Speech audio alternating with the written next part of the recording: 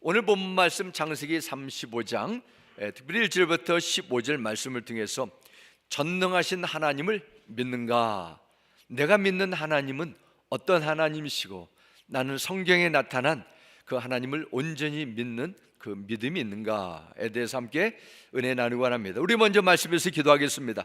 살아계신 여호와 아버지 하나님, 우리가 살고 있는 이 첨단 문명 속에서도 우리가 할 수 없는 무한한 것, 가장 중요한 것들이 많음을 고백합니다. 인간은 인간이고 오직 하나님께서 우리를 붙들어 주시고 깨우쳐 주셔야 온전한 인생이 이루어질 수 있음을 겸손히 고백하며 믿습니다. 오늘 주시는 말씀을 통해서 하나님이 어떤 분인가 깊이 알아가는 시간 되도록 성령 하나님 우리의 마음과 생각을 주장하여 주옵소서. 예수 그리스도 이름으로 기도드렸습니다. 아멘. 우리가 어떤 일을 시작할 때 가졌던 가장 순수했던 의도, 동기, 마음가짐을 일컬어 초심이란 말로 설명합니다. 초심을 유지하며 힘들게 이루어낸 업적이나 성공을 잘 지키는 이들이 있는가 하면 잘 나가다가 성공의 그 가장 꼭대기 점에 올라갔지만은 초심을 잃어버리고 추락하는 경우도 있습니다. 사람들은 자신의 목표가 달성되거나 만족을 얻었을 때, 정말 그토록 꿈꾸고 소원했던 필요가 채워졌을 때 긴장에서 벗어나고 마음이 풀리게 됩니다. 그러면서 자신이 해왔던 약속, 다짐을 잊어버리게 되고 결국 점차 인생에서 뒤로 물러가 오히려 내리막길을 걸어가는 경우가 허다합니다. 처음 가졌던 선한 의지를 계속 품는 것도 중요하지만은 끝까지 마지막까지 지키며 초심대로 사는 것은 더더욱 어렵습니다. 그래서 요한계시록 말씀에도 죽도록 충성하라, 이것은 초심을 잃어버리지 않고 끝까지 마지막까지 지키라, 이런 성경적인 가르침도 있습니다. 건강하고 성숙한 신앙생활을 하는 비결 가운데 하나는 특별한 데 있지 않습니다. 너무도 간단하지만 중요합니다. 초심을 잃지 않고 꾸준함을 계속 유지하는 데 있습니다. 요한계시록을 보면 영적인 초심을 잃어버린 여러 초대 교회들이 나오게 되는데 그중 대표적인 교회가 에베소 교회입니다. 오늘날 터키 지역에 속한 곳으로 당시 에베소는 소아시아에서 가장 큰 항구 도시로 알려졌습니다.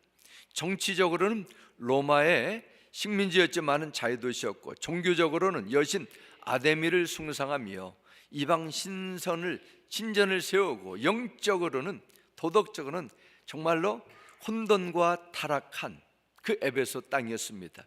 하지만 사도 바울이 복음을 전하고 믿는 자들이 늘어나면서 그 지역에 교회가 세워졌습니다.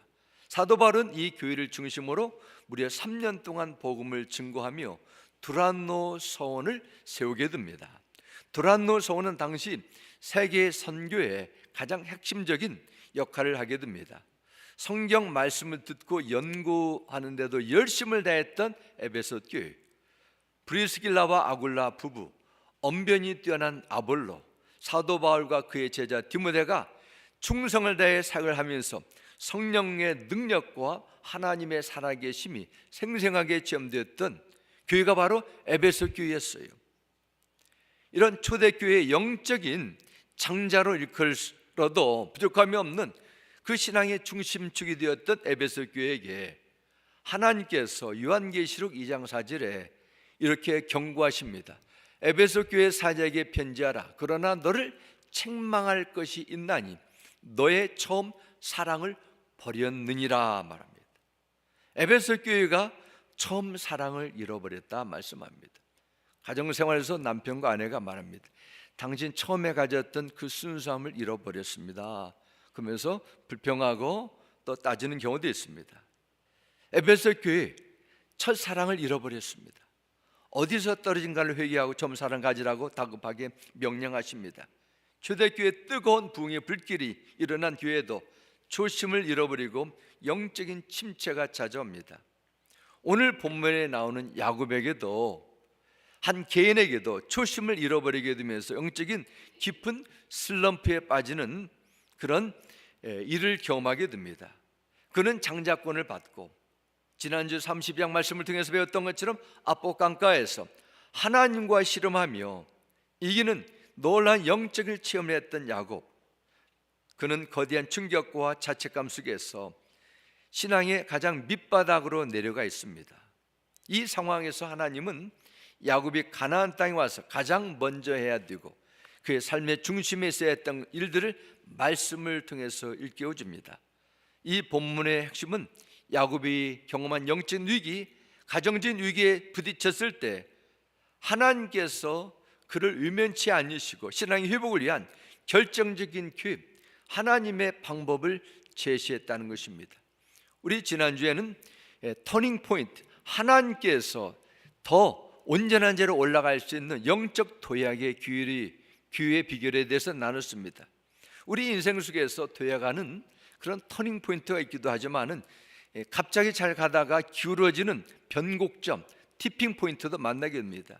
마치 잘 항해던 배가 기울어지면서 나중에는 완전히 기울어지는 상태에서 복원력을 잃어버리고 다시 회복할 수 없이 침몰하는 그 정점이 있습니다. 티핑 포인트입니다. 하나님은 우리 인생의 신앙의 여정 속에서 그러한 변곡점을 만나게 될 때 어떻게 우리를 회복해 나가는가 말씀합니다. 그리고 이러므로 야곱이라는 한 개인에게 주시는 말씀이 아니라 예수 그리스도 안에 있는 하나님 나라의 백성들, 우리 모두에게 주시는 하나님의 명령이요, 삶을 회복할 수 있는 영적인 지혜의 말씀이기도 합니다. 오늘 주신 말씀을 통해서 내가 하나님 앞에 무엇을 해야 되고 무엇을 버려야 되고 무엇을 따라야 되는가를 배워서 하나님 앞에 지혜롭고 복된 믿음의 삶이 이루어지길 주의 이름으로 축원합니다. 첫 번째, 우리가 하나님 앞에 온전한 회복을 갖기 위해서는 먼저 하나님과의 관계를 회복하라는 것입니다. 관계를 먼저 점검하고 회복해야 됩니다. 야곱은 자신의 모든 가족과 재산을 가지고 고향으로 돌아왔습니다. 라반과 대결해서 승리했고 야복 강가에서 하나님께서 주신 새로운 이름을 받게 되었고 에서와의 갈등도 원만하게 해결됐습니다. 그는 이제는 나름대로 가진 인생의 목표, 자신이 가졌던 삶의 모든 조건들이 하나씩 다 이루어지고 있었습니다. 그와 그의 가정이 10년의 세월을 세겜에서 보내면서 그래서 벌어진 일들로 인해 그에게 너무도 충격적인 위기가 찾아왔습니다. 그의 사랑하고 사랑하는 외동딸 디나가 그 세겜 사람들에 의해서 겁탈을 당하게 되고 큰 상처를 받게 되고 그의 11 아들들은 복수를 하기 위해서 여동생에게 주어진 그런 복수를 주기 위해서 무자비한 살인과 약탈을 감행해 듭니다. 세겜에서 일어난 끔찍한 일들은 그 야곱을 추락하게 만들었습니다. 한 가정의 가장으로 영적인 지도력을 상실하게 되고 그의 권위는 바닥에 떨어졌고 아버지로서 그의 자리는 실패자처럼 여겨졌습니다. 이때 하나님은 그에게 말씀으로 찾아오십니다. 우리 함께 1절 보겠습니다. 하나님이 야곱에게 이르시되 일어나 베들로 올라가서 거기 거주하며 내가 내 형 에서의 나를 피하여 도망하던 때 내게 나타났던 하나님께 거기서 제단을 쌓으라 하신지라 말씀합니다. 하나님께서 말씀하십니다. 일어나 패배 자리, 무기력함의 자리에서 일어나러 내가 원하는 명령하는 그곳으로 나가라 말씀합니다. 그런데 하나님은 특별히 베델로 올라가서 하나님께 제단을 쌓으라는 명령을 주셨을까요? 이것을 두 가지로 생각할 수 있는데요. 첫 번째는 제단을 쌓는 장소입니다. 그리고 누구를 위한 제단인가? 우리가 아는 것처럼 제단을 쌓는 장소는 베델입니다. 그리고 하나님께 제단을 쌓으라는 내용입니다. 하나님은 베델이라는 장소로 다시 가라고 말씀하시는 데는 특별한 이유가 있습니다. 베델은 예루살렘에서 좀 위쪽에 위치해 있는 것인데 세겜보다 해발 300m 정도 높은 위치에 있는 지역입니다. 그래서 베델로 올라간다고 말했는데 베델은 하나님께서 야곱에게 찾아오셔서 그에게 약속하셨던 곳입니다. 창세기 28장에 보면은 야곱이 30여 년 전에 형 에서의 무시무시한 복수를 피해서 밧담 아람 하란 땅으로 도망하던 중에 베델이라는 곳에서 잠을 자게 됐을 때 밤에 하늘의 문이 열리고 사닥다리가 내려오더니 사닥다리 꼭대기에서 하나님의 천사들이 오르락 내려가 하는 엄청난 영적인 체험을 하게 됩니다. 야곱이 잠에서 깨어서 이곳에 돌로 기둥을 세우고 기름 붓고 하나님 앞에 소원을 하게 됐습니다. 그 내용이 38장 20절부터 22절까지 야곱의 소원이 이렇게 나오게 됩니다. 야곱이 소원하여 말했습니다. 하나님께서 만약 저와 함께 계셔서 제가 가는 이 여정에 저를 지키시고 제게 먹을 것과 입을 것을 주시며 제게 제 아버지 집으로 무사히 돌아가게 해주신다면 여호와께서 제 하나님이 되실 것이며 제가 기둥으로 세운 이 돌이 하나님의 집이 될 것입니다. 그리고 하나님께서 제게 주신 모든 것의 10분의 1을 하나님께 드리겠습니다. 이런 소원을 야곱이 하나님께 베델이라는 곳에서 30년 전에 드리게 됩니다. 하나님께서 제 하나님이 되신다는 고백은 나는 내 인생의 가장 중심을 하나님께 두겠습니다 말합니다. 이 돌이 하나님의 집이 될 것입니다. 22절에 나온 내용은 나는 하나님 앞에 구별된 하나님의 영광을 위해 사는 삶을 살겠습니다 이 뜻입니다. 예배자를 살겠습니다. 그리고 10분의 1을 하나님께 드린다는 것은 먼저 하나님을 인정하며 하나님을 최우선순위로 경배하는 믿음의 삶을 살겠다는 신앙의 고백입니다. 야곱이 이 엄청난 영적인 체험을 하고 또한 그 체험 속에서 돌을 취해 기둥을 세우고 기름을 부어 베델이라 불렀습니다. 베델이라는 것은 집 뜻입니다. 하나님의 집이란 뜻입니다. 이처럼 베델은 야곱이 하나님을 만나고 자신과 함께 하신 하나님께 예배를 드렸던 것, 하나님이 약속을 지키시면 오직 나는 내 남은 인생을 하나님만 섬기며 예배를 드리겠다고 서원했던 그 장소입니다. 그 후 우리가 아는 것처럼 야곱은 하란 땅으로 가서 20년을 살면서 결혼도 하고 자녀들을 낳고 많은 재산을 쌓고 살다가 10여 년 전에 야복 강가로 내려가면서 형과 화해도 잘 이루어졌습니다. 생명을 지켰습니다. 경제적으로 이제는 관계적으로 부정함 없이 곧 30여 년 동안 살았는데 한 가지가 빠졌어요. 이 창세기 28장에 나오는 하나님과 맺은 약속을 잊어버린 것입니다. 그런데 자신은 잃어버렸는데 하나님은 이 약속을 기억하고 계셨어요.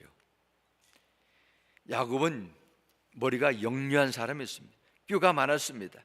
잔머리를 너무 잘 굴렸어요. 얼마나 인간적인 방법으로 지혜롭게 눈치껏 열심히 살아왔겠습니까?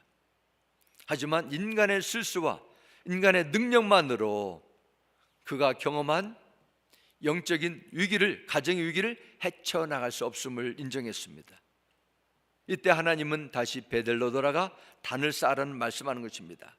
베델은 하나님께서 말씀을 통해 야곱이 도저히 해결할 수 없는 위기를 헤쳐나갈 수 있도록 허락하신 은혜의 때였습니다. 그러면 야곱이 베델로 올라가라는 하나님의 명령에는 어떤 의미가 담겨 있을까요? 바로 하나님과의 관계를 회복하라는 것입니다. 먼저 하나님을 가까이 하라는 것입니다. 하나님을 예배하라는 것입니다. 내가 누구냐? 나는 네가 소원했던 고백했던 베델의 하나님이라. 네가 지금까지 30여 년 동안 어떻게 이 자리에 왔냐? 네가 그때 힘들고 어려울 때 나와 소원한 것이 있지 않냐? 너는 왜 그것을 잊어버리고 내 인생에 너 중심적으로 지금까지 살아오지 않았냐? 일어나 베델로 올라가 나를 먼저 예배하라. 그리고 나는 네가 내 이름을 걸고 소원한 모든 것을 기억하고 있다. 그렇기 때문에 그것을 지켜야 된다. 그 하나님을 예배한 일에 우선순위에 두라는 것입니다. 야곱이 인생의 가장 밑바닥에서 주여 이제 내가 다시 베델로 가야 되겠나다 이런 고백했을 때 하나님은 기다리셨습니다. 하나님은 마음을 열어주셨어요. 하나님은 30여 년 동안 마음을 꿍하게 하지 않으시고 탕자의 아버지와 같은 심정으로 야곱을 꾸짖지 아니하시고 오히려 기쁨으로 맞아주셨습니다. 이것이 하나님의 사랑임을 믿습니다. 야곱의 실패를 통해서 나의 모습을 생각해 볼 수 있습니다. 사람은 완벽하지 않기 때문에 부족한 사람들이 어울려 살아가기 때문에 서로에게 실수할 수 있고 계획대로 되지 않을 수 있습니다. 마음은 내 기대는 선한데 모든 것이 환경이 여러 가지 일들이 예상치 못한 변화가 어려움을 줄 수가 있습니다. 연약해서 유혹에 넘어갈 수가 있고 죄에 빠질 수 있습니다. 베델에서 야곱에게 나타나신 하나님은 오늘도 여러분의 인생의 여정 속에서, 아니 정말 인생의 실패 속에서도 하나님의 언약의 백성으로 인정하시며 말씀으로 성령의 감동으로 찾아오심을 기대하시기 바랍니다. 옛 추억으로 끝나는 것이 아니라 그 하나님이 지금도 베델의 하나님으로 임하십니다. 그럴 때 우리는 이 하나님께서 베푸신 놀라운 은혜를, 감격을 잊으시면 안 됩니다. 하나님께서 지금까지 내 인생의 여정 속에서 함께 하셔서 내 삶의 여정 속에 이루어진 놀라운 신실하심을 기억하시고 하나님과의 그 관계를 회복하셔야 됩니다. 사랑하는 성도 여러분, 인간은 이룰 수 있는 것이지만은 결정적인 것은 이룰 수 없습니다. 모든 능력과 최고의 지혜는 하나님으로부터 오심을 인정하셔야 됩니다. 모든 자비의 하나님으로부터 우리는 은혜를 받으셔야 됩니다. 일어나 하나님께 약속하신 그것을 신뢰하며 먼저 하나님을 예배하시기 바랍니다. 하나님과 조용히 1:1 시간을 가지시며 하나님께서 여러분 영에 말씀하시는 그 음성에 귀를 기울이셔야 돼요. 어떤 때는 초자연적인 현상으로 말씀하실 때도 있습니다. 때로는 영혼에 말씀하시는 세미한 음성으로 찾아오실 때도 있습니다. 그럼 내가 어디에 있든지 그것이 하나님께서 나와 함께 하시며 하나님의 부르심이요 나의 예배를 받으시는 하나님의 집 베델일 줄 믿습니다. 이 놀라운 은혜의 삶이, 믿음의 삶이 여러분에 임하길 주 이름으로 축원합니다. 두 번째는 우리는 하나님께서 주시는 회복의 기회, 우상을 제거하는 것입니다. 너무도 간단하지만 중요한 부분입니다. 오늘 보면 2절 다시 보겠습니다. 야곱이 이에 자기 집안 사람과 자기와 함께한 모든 자에게 이르되 너희 중에 이방 신상들을 버리고 자신을 정결하게 하고 너희들의 의복을 바꾸어 입으라 말씀합니다. 야곱의 집안만큼 하나님의 특별한 은총과 사랑을 입은 집안이 또 어디 있겠습니까? 야곱의 할아버지가 아브라함이고 야곱의 아버지가 이삭이고 야곱의 어머니가 리브가입니다. 하나님은 아브라함의 하나님, 이삭의 하나님, 야곱의 하나님이라고 부르시는 분입니다. 하나님께서 야곱의 집안에게 특별한 사랑과 은혜를 부어줬습니다. 그런데 오늘 본문에 보면은 야곱의 가정에 어떤 일을 하겠습니까? 가정에 이방 신상들이 있는 것입니다. 라헬도 그의 아비의 우상 드리빔을 훔쳐봤습니다. 나머지 가족들도 하란 땅에 살면서 그곳 지역 속에 사는 우상들을 가지고 있습니다. 그런데 야곱은 지금까지 가족들에게 우상을 치우라고 한마디도 말하지 않고 그냥 방관하게 된 것입니다. 하나님 앞에 베델에 일어나 나가기 전에 야곱은 자기 집안 사람들과 자기 함께한 모든 사람들을 모아두고 예배하기 전에 3가지를 명령합니다. 첫 번째는 이방 신상들을 버리라 말씀합니다. 당시 라반 개인과 가문을 지키는 드리빔이라는 수호신이었습니다. 오늘도 많은 사람들이 부적을 가지고 있죠. 뭐 돈을 주고 사기도 하고 또 부모나 또 누구로부터 받아가지고 친정에서 또 시부모를 통해서 받아가지고 부적을 태평양을 건너서 미국에 와서 자기의 가슴 속에 지갑 속에 집안에 붙여두는 사람도 있습니다. 이 이방 신상들이죠. 두 번째는 자신을 정결하게 하고 말씀합니다. 깨끗하게 하라는 것입니다. 그리고 세 번째는 너희들의 의복을 바꾸어 입으라 말씀합니다. 정결하게 된다. 거짓 우상을 버려야 된다.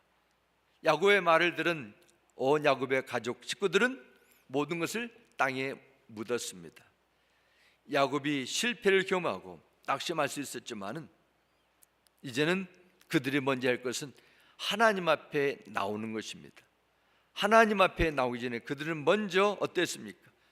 그들을 구분시켜야 된다는 것입니다. 하나님 앞에 예배드리는 그 일을 하기 위해서 합당한 자세, 준비가 필요합니다. 물론 우리가 정결하게 된다, 목욕하게 되고 옷을 깨끗하게 바꿔 입는다, 이게 담긴 의미는 우리들의 마음이, 우리들의 심령이 하나님 앞에 구별되어야 된다, 이런 의미가 담겨져 있습니다. 하나님께서 그냥 베들로 가서 단을 쌓으면 들꽃처럼 여겼지만은 야곱은 자기가 믿고 자신에게 찾아온 하나님인 어떤 분인가를 깨달았기 때문에 이제부터는 우상을, 이방 신상을 버리게 하는 과감한 믿음의 결단을 하게 됩니다.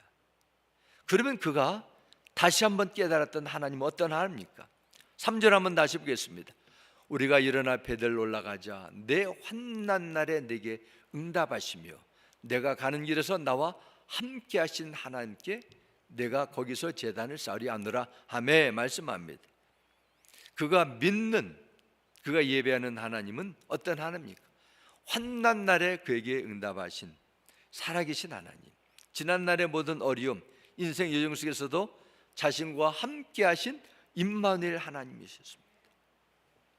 자신의 기도에 응답하신 신실한 하나님이라고 고백합니다. 이것을 보면 야곱이 이제는 하나님은 어떤 분인가에 대한 분명한 확신이 있음을 알게 됩니다. 야곱이 에서의 낯을 피할 때 베델에서 그도 하나님을 만났습니다. 하란이라는 곳에 들어가 외삼촌 라반이 드라빔이라는 수신을 숭배하는 것을 접하게 됩니다. 그리고 이방 문화에 익숙한 아내 라헬과 레아도 드라빔을 자연스럽게 받아들인 것입니다. 라반도 분명히 하나님을 믿는 자였습니다. 그럼에도 라반이 드라빔이라는 수신도 섬겼다는 것은 그가 여호와 하나님을 믿는 수준이 그 옆에다 두고 있는 드라빔과 같은 수준에서 섬겼다는 것을 우리는 알게 됩니다. 그런데 이제는 야곱이 어떤 결단을 하게 됩니다. 드라빔은 거짓된 우상이고 내가 믿는 하나님은 나와 함께 하신 하나님, 내 환난 날에 나를 구원하신 전능하신 분이라는 것을 깊이 깨닫게 됩니다. 이방신은 우상일 뿐이요 거짓된 신, 뭔가를 주는 것 같지만 결국 내 영혼을 파괴하고 내 인생을 망가뜨리는 잡신이라는 것을 알게 됐습니다. 그럴 때 야곱과 온 가족들은 어떻게 하게 됩니까? 4절과 5절 말씀 보면 그들이 자기 손에 모든 이방 신상들과 귀했는 기구들을 야곱에게 주는지라 야곱이 그것들을 세겜 근처 상수리 나무에 묻고 그들이 떠났으나 하나님이 그 삼인 고을들로 그에게 두려워하게 하셨으므로 야곱의 아들들을 죽여가는 자가 없었더라 말씀합니다. 야곱이 하나님이 기뻐하시는 믿음의 결단을 하고 가정에 들은 온갖 잡신들을 다 땅속에 묻었을 때 하나님이 그것을 기뻐하셨습니다. 그리고 야곱이 그 가족들이 덜덜 떨며 두려워했던 그 사람들이 오히려 야곱과 그 아들들을 두려워하고 더 이상 죽여가지 않았다 말씀합니다. 정말 그렇습니다. 우리가 먼저 하나님을 예배하고 하나님의 나라와 그의 의를 먼저 구할 때 나머지는 하나님이 책임져 주십니다. 내 환난 날에 내 기도에 응답하시고 내가 가는 길에 나와 함께 하신 하나님, 내 기도를 들어주시고 내 눈물을 닦아주시고 내 모든 삶 가운데 인도하시는 하나님, 그 하나님께 나아가 모든 지혜와 하나님의 유를 받는 것이 지혜로운 삶의 비결임을 믿으시기 바랍니다.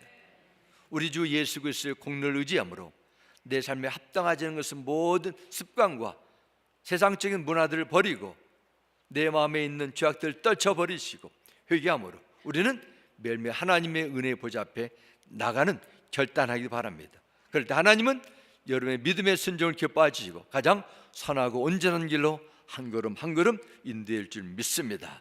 세 번째, 우리가 알 수 있는 것은 하나님의 약속을 붙들라 말씀입니다. 야곱이 제단을 쌓고 하나님을 예배했을 때 하나님은 그에게 나타나서 다시 한번 약속을 확인시켜 주십니다. 하나님이 주시는 축복의 대상이 야곱임을 다시 말씀해 주신 것입니다. 그리고 하나님께서 주시는 복에 대해서 10절과 11절에 이렇게 말씀합니다.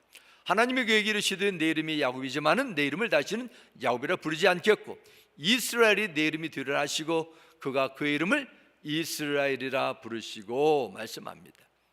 하나님이 그에게 이르시되 나는 전능한 하나님이라 생육하여 번성하라. 한 백성과 한 백성들의 종이가 내게서 나오고 왕들이 내 허리에서 나오리라 말씀합니다. 우리가 좀 전에 읽은 10절 말씀, 야곱에서 이스라엘로 이름이 바뀌는 것은 지난주에 나왔던 32장에서 하나님께서 주신 약속입니다. 그런데 다시 한번 35장 10절에 하나님은 내 이름이 이제는 이스라엘 되리라, 내가 너를 이제는 야곱이라 부르지 않고 이스라엘 부르겠다 말씀하십니다. 다시 말씀드리면 지난 10년 동안 내 인생은 이름값을 제대로 하지 못했다, 이렇게도 볼 수 있습니다. 제가 그렇게 말하지 않습니까? 누구의 아버지야, 누구의 가문이야, 이름값을 잘했다, 이름값을 못했다. 야곱이 이스라엘이라는 새 이름을 받았지만 그는 세겜에서 자기의 욕심의 세상의 문화에 푹 빠져서 하나님 앞에 구별된 삶을 살지 않았습니다. 새로운 결단과 예배 헌신을 통해서 하나님은 그를 인정해 주는 것입니다. 그 영적 신분을 다시 한번 돌이켜 주시는 것입니다.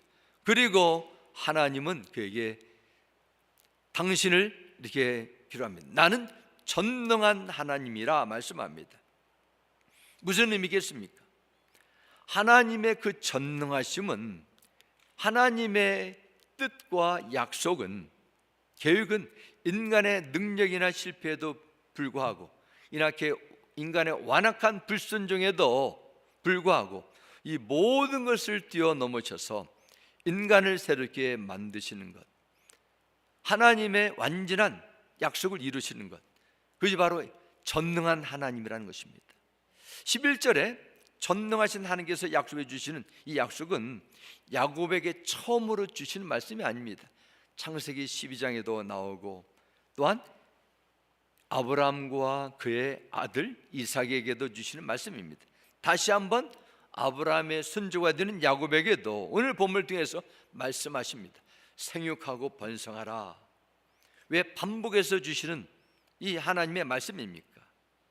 야곱이란 한 사람의 위대한 신앙에 고백에 감동을 받아서 드라빔을 땅속에 묻어서 즉흥적으로 하나님은 주시지 않습니다. 하나님은 약속을 통해서 이루시는 분입니다. 이미 하나님께서 이 말씀을 아브라함에 주셨습니다. 다시 말씀드리면 이제 하나님께서 약속한 그 말씀이 너희와 너희 후세대를 통해서 계속 변하지 않고 이루어지겠다는 것을 다시 일깨워 주시는 것입니다. 그러면 어떻게 아브라함과 이삭과 야곱에게 주신 하나님의 그 약속, 그 하나님의 약속은 어떻게 받습니까? 바로 믿음으로 받습니다. 믿음으로 우리는 이 약속을 받는 것입니다. 갈라디아서 3장 9절도 말씀합니다. 그러므로 믿음으로 말미암은 자는 믿음이 있는 아브라함과 함께 복을 받느니라 말씀합니다. 아브라함이 믿음으로 하나님의 약속의 성취를 믿고 받고 살았던 것처럼 은혜의 시대에 사는 모든 주의 백성들, 영적인 이스라엘 백성들도 우리는 믿음으로 이 하나님의 약속된 복을 받는 것입니다. 하나님은 믿음의 조상 아브라함이 보여준 믿음의 원리를 통해서 복을 주시겠다 약속하셨습니다. 그러면 우리가 믿음으로 받게 될, 아니 반드시 받아야 될 아브라함의 복이 무엇인가? 어떤 복일까요? 갈라디아서 3장 13절과 14절 이렇게 말씀합니다. 그리스도께서는 우리를 위해 저주를 받으시고 율법의 저주에서 우리를 구속해 주셨습니다. 이는 아브라함의 복이 그리스도 예수 안에서 이방 사람들에게 미치게 하고 우리도 믿음으로 성령의 약속을 받게 하기 위함입니다 말씀합니다. 하나님은 아브라함을 이방 사람들에게도 미치는 복의 근원으로 세워질 것을 약속하셨습니다. 그 약속이 바로 예수 그리스도 안에 주어진다 말씀합니다. 우리 혈통적으로는 아브라함의 후손이야 하지만 예수 그리스도 안에서 하나님 나라의 언약의 백성이 됐다는 것을 말씀합니다. 구체적으로 그 복이 무엇인가? 에베소 1장 3절은 이렇게 말씀합니다. 우리 주 예수 그리스도의 하나님 아버지를 찬양합시다. 하나님께서는 그리스도 안에서 하늘에 속한 온갖 신령한 복을 우리에게 주셨습니다 말씀합니다. 그렇습니다. 하늘에 신령한 모든 복을 주셨는데 하나님께서 주시는 방법이 있습니다. 그리스도 안에서 주셨다는 것입니다. 오직 그리스도 안에서만이 하나님께서 주시는 복을 받을 수 있다는 것입니다. 단순히 우리가 생각하는 눈에 보이는 확인할 수 있는 세상적인 복이 아니라 하늘에 속한 온갖 신령한 복, 여기 주목하셔야 돼요. 세상에서도 온갖 복이 있습니다. 장수하고 부유하고 성공하고 몸이 건강하고 좋은 덕을 가지며 일평생 평안히 살다가 99세에 며칠 앓다가 떠나는 것 복이라 말합니다. 세상에서 말하는 복이라는 것은 잠깐 피었다가 지는 꽃과 같은 순간적인 제한적인 복입니다. 그러나 그리스도 안에서 약속한 하나님의 신령한 복은 그런 복이 아닙니다. 하늘에 속했어요. 이 땅의 사람들이 노력으로 쓸수록 만들어내는 복이 아닙니다. 그 복이 뭡니까? 바로 생명의 복이에요. 마태복음 16장 20절에 말씀합니다. 사람이 온 세상을 다 얻고도 자기 목숨을 잃으면 무슨 소용이 있겠느냐? 사람이 자기 목숨을 무엇과 맞바꾸겠느냐 말씀합니다. 사람이 온 세상을 다 얻었다 해도, 세상적인 복을 받았다 해도 그 영혼을 잃어버리고 하나님 앞에 버림받아 지옥 가게 된다면 무슨 소용이 있겠느냐 말씀합니다. 인간이 육체를 입고 육신적인 존재만 되었다면 이런 말씀을 하지 않으셨을 거예요. 인간은 영혼이 죽지 않는 영혼, 스피릿을 가지기 때문에 이 말씀을 하시는 것입니다. 한번 창조된 영혼은 불멸합니다. 영혼은 영원합니다. 죽음으로 사라지지 않습니다. 물론 육신은 사라질지라도.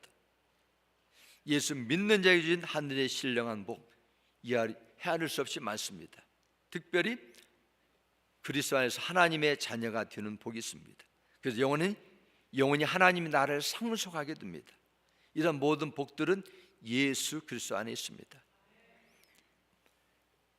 이 복이 우리가 믿게 되는 것은 그 복을 약속하신 하나님은 전지전능하신 하나님이기 때문에 그렇습니다.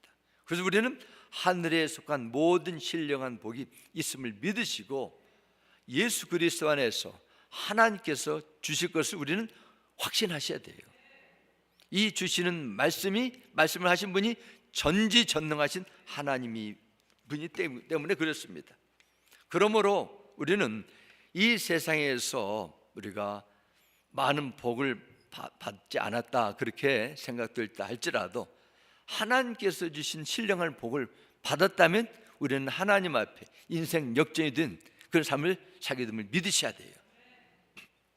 이 놀라운 복을 주시기 위해서 하나님은 우리를 예배하시고 창세전에 선택되시고 복음의 은혜를 먼저 주셨습니다. 이 엄청난 하나님의 구원의 복입니다. 세상에서 그렇지 않습니까? 하나님께서 만일 여러분에게 공수표를 주시면서 전능하신 하나님이 너에게 이런 선택을 할 수 있는 기회를 주겠다 하면서 네가 가장 원하는 것이 무엇인가? 쓰는 대로 나는 응답하겠다 하나님께 명령하실 때 여러분을 뭘 쓰시겠습니까? 세상에 있는 재물, 성공, 건강 그것이 아닙니다. 영원히 살 수 있는 그것이 가장 소중한 것이 아니겠습니까? 죽음으로 사라지는 것이 아니라 하나님께서는 이것을 우리에게 주시겠다는 것입니다. 그러므로 이 엄청난 구원의 복을 받은 우리 그리스도인들은 언제나 무엇을 하든지 하나님의 이름을 찬미하셔야 돼요. 하나님께 영광 돌리는 삶을 사셔야 됩니다. 받은 구원의 축복에 합당하게 주님의 일을 위해서 남겨진 인생 속에서 헌신하셔야 돼요. 조금만 더 하는 이 세상의 복에 따라가는 그런 인생이 되면 안 된다는 것입니다. 그리스도인들은 그러므로 세상에서 천년만년 살 것처럼 인생을 꿈꾸고 계획하시면 안 됩니다. 어느 날 우리의 영혼을 도로 찾으시는 주님을 만나게 될 영혼의 때가 우리에게 예비되어 있기 때문입니다. 그런 점에서 우리는 영원한 관점 속에서 우리 인생을 바라봐야 되고 내 인생의 주인은 나를 지으시고 나를 구원하신 하나님임을 고백하며 우리는 청직임을 인식하셔야 돼요. 나의 생명, 나의 소욕, 사랑하는 가족, 자녀, 나의 달란트, 직장, 사업도 다 하나님의 소유라는 것입니다. 하나님께서 잠시 동안 이 세상에 출장 보내실 동안 우리에게 빌려주셨어요. 그러므로 우리는 우리의 영의 눈이 열려서 죄와 사망의 권세를 이기게 하시는 하나님의 전능하심을 믿고 하나님께서 부르실 영원한 때를 늘 소망하며 살아야 할지 믿습니다. 사는 성도 여러분, 이 세상 떠날 때 하나님께서 예배해 두신 본향 천성이 있음을 확신하십니까? 해가 저물었는데 인생의 황혼역이 다가오는데 집이 없는 영혼의 홈레스가 되면 어떻게 하시겠어요? 스데반처럼 주님의 부름의 때 내 영혼을 받으소서 하면서 주님의 품에 안길 수 있는 영에 눌리어서 하늘의 복을 인생의 최고의 축복으로 믿는 은혜가 우리 모두에게 임하기를 축원합니다. 예수 그리스도에 있는 하나님의 사랑과 구원의 능력, 최고의 복으로 믿고 믿음에 따라 살아가며 승리하는 복된 한 주간이 되시길 주님의 이름으로 축원합니다. 우리 함께 기도하겠습니다. 아버지 하나님, 하나님께서 인생의 가장 위기 속에서, 추락의 위기 속에서 처해 있는 야곱에게 찾아오셔서 먼저 하나님을 예배하고 육의 욕망을 채우는 우상을 버리고 하나님 앞에 구별되는 믿음의 삶을 살고 하나님께서 약속하신 최고의 복이 무엇인가를 다시 한번 일깨워 주셨습니다. 우리가 사는 이 세상 최고의 첨단 자본주의 문명 속에서 우리는 무엇이 진정한 복이고 무엇을 추구해야 됩니까? 하늘에 있는 신령한 것을 볼 수 있는 영의 눈을 열게 하여 주시고 예수 그리스도 안에 있는 하나님의 구원과 하나님의 그 약속을 믿고 인내하며 충성되어 살아가도록 우리를 사용하여 주옵소서. 우리 구주 예수님의 이름으로 기도드렸습니다. 아멘.